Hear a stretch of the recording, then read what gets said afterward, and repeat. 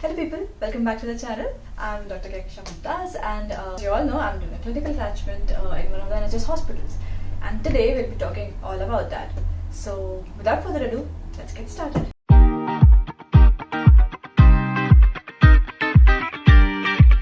We'll be talking about what is a clinical attachment, whether it is important, how to get a clinical attachment, how to make the most of a clinical attachment, and what is the best time to do a clinical attachment.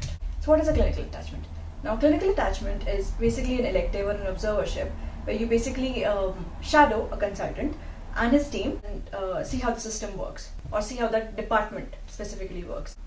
For example, if you're from a different country, if you're like I was an intern and I did my MBBS from India, and when I want to work as a doctor in a different country like in UK or in USA, in order to get a job, I need to show this, the employers that I know how you admit the patients, I know what kind of tests are done and how you take care of the patient, what is an advanced life support. So it basically gives you an idea about how the system, how the healthcare system in this particular country works. What are the benefits of it? Basically, you don't have any responsibilities. Your work is just to see what all is going on, right? But if you are that kind of person who takes initiative, who likes to take initiative, or who wants to tell the consultant that, you know, I'm really active and I'm really enjoying the process or whatever, so you can start by helping the foundation year doctors or the junior doctors with some of the work, and step by step they'll let you do more procedures. So whenever you're doing a clinical attachment, it's a good idea to get involved in the things. Even nobody is going to ask you to do anything, but you can volunteer, right? Like if somebody's going to collect blood, you can say, you know what, let me do it. Now, everything that you're doing, all the procedures that you get to do, you have to do it under supervision, because you're basically not working in the hospital. You're not registered there as a doctor, right? You're just shadowing. So it's important that whatever procedures you're doing, just make sure that it is supervised. Now, why is it required? When you do a clinical attachment, it basically tells, first of all, it's good for your CV. Secondly, it tells the employers that, okay, this person is fit enough to work in this particular work environment because he has already seen what goes on, right? What goes where are the patient details, how to use that, how to update patient information, all of that thing you already know, right? And if you have done a clinical attachment, it is essential that you mention that in your CV and also mention what all you learned during the clinical attachment. Like you got to do investigations, you got to do some procedures, some basic clinical procedures, you got to do some sutures under supervision. Mention all that, okay? So that the employers know, because not all clinical attachees do everything. If you were a part of a clinical audit, mention that. So mention everything that you have learned in that system. The third thing is, it's very important because, well, the system is actually very different. I won't say very different, but it is slightly different, right? The interface that we use is different from India. The way we collect, even the tiniest, the smallest of the procedures are slightly different. For example, even taking a blood sample is different. Here we use a butterfly. In India, we never used a butterfly for blood samplings, right? So it takes a little while. I'm not saying that it requires a whole training, but yes, 1 to 2 days of that of seeing people, seeing junior doctors take blood samples is important because you're going to work there. You're going to fulfill that role, right? So it's important that you shadow, if not the consultants, then the junior doctors, because that's what you're basically expected to, right? What is the best time to do clinical attachment? Now, there are mostly 2 times when students go for clinical attachment. The first time and the most preferred time is after you do your PLAB 2 exam, because most of the students come here on a 6-month visit visa. So after they're done with the PLAB 2, they have about 3 or 4 months left, and in that time they apply for clinical attachments and they try to finish 1 or 2 clinical attachments before they return back to their country. The other time is when they have got their GMC registration, and after the GMC registration, they apply for a clinical attachment, which is slightly slower because it takes more time. Like, you've given your PLAB 2 exam, you're waiting for GMC registration, and then you're going for your clinical attachment. As per my experience, I've done 2 clinical attachments, one after my PLAB 2 and one after getting registered. And I found the one after my registration to be more useful, and there are reasons for it. So because I got registered, I told my consultants that I'm looking for a job, I'm looking for a vacancy in this particular hospital, and because I'm registered, I'm ready to join the team, right? So if you have any vacancy, just let me know. And because I had my registration at that time, they offered me a job then and there, right? I got to send my CV during my clinical attachment, and I did not have to apply separately on track jobs. Like, I was applying on track jobs for other jobs, but the consultant offered me this job during my clinical attachment, and I did not even have to ask for it. I mean, I just informed them that I'm registered and I have my FY1 competency signed and I'm looking for FY2 post. So if you have, just let me know. And the consultant himself said that, you know what, we have a job in this particular department, so why don't you apply for it? And I was like, but I did not see it on track jobs. He's like, well, it's okay, I'll send it to my team and we'll retrieve your information from track jobs. And that's what happened. I feel that doing a clinical attachment after your results, after you have passed PLAB 2, is more beneficial because it helps you get a job easily. That being said, even clinical attachment after your PLAB 2 exam is good because because you get oriented to the system, of course. And what you can do is you can make good contacts at that time with the consultants and let them know that you are waiting for your results and you will be fit to work as soon as you get the results, right? So that when you get the results, even after your clinical attachment, you can contact them on mail and say that I got registered now and I have done a clinical attachment under your supervision, and thank you for the opportunity, and I'm just letting you know that if any vacancy opens up, I would be happy to join, or I would be happy to apply for it. Please consider me, whatever. Now let's talk about how to apply and when to apply for clinical attachments. Because it's a process, right? You give your PLAB 1, you give your PLAB 2.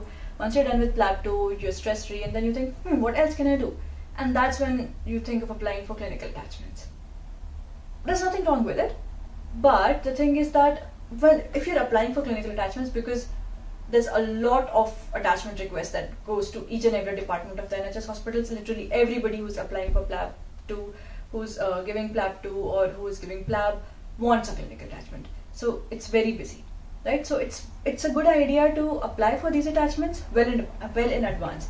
For example, if you're coming for on a visit visa of 6 months, it'll be a good idea to apply for these attachments about 4 months prior, so that by the end of those 6 months or by the end of the first 4 months of your visa, you have a clinical attachment in hand. Some hospitals do reply within a week if they have any vacancy available, but some hospitals take about a month to reply or to get the procedure done. It's in general a better idea to have everything sorted before you're planning a trip to UK, right? So that you know that, okay, in this month I have to give my PLAB 2, this month I have to attend an attachment, and by this time I'll be having my results ready, and then I can apply for jobs and all that. So yeah, plan well in advance, that's all I'm saying. Now let's talk about how to apply for clinical attachments. बहुत आसान procedure है. Google clinical attachments in NHS hospitals, and you'll get a series of emails of HRs and consultants who you can mail and ask for any attachments available. An easier or a short option is to ask one of your friends or your seniors who has done a clinical attachment in so-and-so department of so-and-so hospitals for the mails, because that way if he was successful in getting a clinical attachment in this hospital by mailing this person, then that mail ID is legit and you can mail them too. How to get a clinical attachment? You mail them, but there's a very high chance that you might get rejected, maybe because of the time thing, maybe because there's no vacancy, or maybe simply because they did not take your mail seriously. So let's talk about what to include in your mail and what documents to keep ready for any attachment before applying for any attachments. Alright? So the first thing is, in your mail, there are these 3 things that you have to include. Tell them briefly about what you're doing, like you're a doctor from India with so-and-so experience, or you're currently working here. You're a doctor from India, looking for a clinical experience in NHS, looking for a clinical attachment in NHS in so-and-so department. Like if I'm interested in surgery, I will tell them that I'm interested in surgery, I'm looking for a clinical attachment in surgery. You have included that information. Secondly, tell them that you are coming to UK in so-and-so date and that you have a visitor visa with you, so that they know that you're coming here legally and that they don't have to sponsor your visa or anything, alright? So let them know about your visa status. Tell them about you, tell them about your visa status. And thirdly, please attach a CV to your mail. It does not have to be very accurate, it does not have to be very up to date. I have sent about 15 mails to different hospitals for clinical attachments. The first 10 mails that I sent, I did not get a very positive reply, and in fact sometimes for some of the mails I did not get any reply. But there were 5 mails that I sent later, and I made some changes. I got a positive reply in all those 5 mails, and the only difference was that I attached my CV. I told them that I'll be in the UK from so and so time to so and so time, and that I'm looking for a clinical attachment in this particular department. So if you are mailing an HR, he will directly forward your CV to the consultant of that specific department, right? Now, why is attaching a CV important? It's not like they are going to compare you with other candidates. It's not like that. But just attaching a CV to your mail gives some value to it. Like, it makes the mail look like a legit mail and not a spam, right? It makes the HR know that, okay, this person is quite serious about it. Now let's talk about what all documents do you need to keep ready before going for an attachment. So all clinical attachments in the NHS ask for these 2 documents: your visit visa or your visa status, and your police verification certificate, which is basically something that you get from your home country. This is a document that just says that you are not a criminal in your country and that you're fit to like work or be an observer in a different country for educational purposes or whatever. Let's talk about what your goal should be in a clinical attachment. Well, I'll be covering this topic in great detail in my next video, but just to give you a brief idea, if you're in a clinical attachment, there are 2 things that you have to look for. First, talk to your consultant about a reference letter. They won't mention it themselves because, well, they're busy in their own work. They don't care if you get a reference letter or not.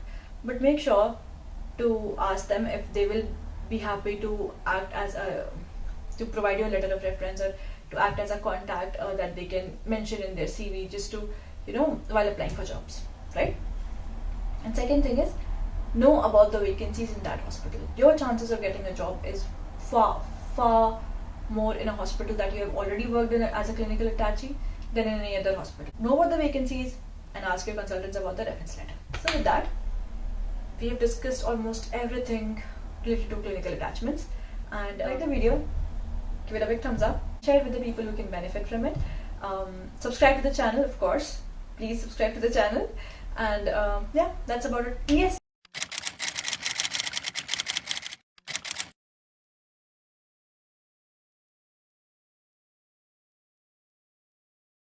Comment below to let me know if there's anything that I forgot to mention about clinical attachments in this video. See you in my next video. Till then, bye-bye.